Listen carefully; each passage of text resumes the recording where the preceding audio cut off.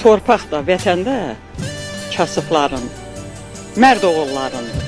Torpaqdan ötürü canından keçən oğullarındır. O bilir ki, bunun anasının yaşamağa bu torpaqda haqqı var, ona görə bu torpaqdan ötürü canından keçibdir. Bəli, mən bununla fəxr edirəm. Ona görə ki, varlıların heç kəsin xətrinə dəyməsin, nazirlərin, istər ver, istər kəskinən danışacağım. Nazirlərin, millət vəkillərinin, məmurların vətəni yoxdur. Azərbaycan onlar üçün vətən deyil.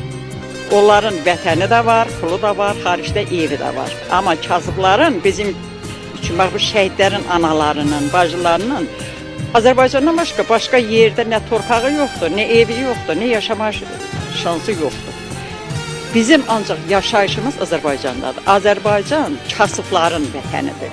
İgid oğulların vətənidir, satqınların, əyyaşların, narkomanların yox.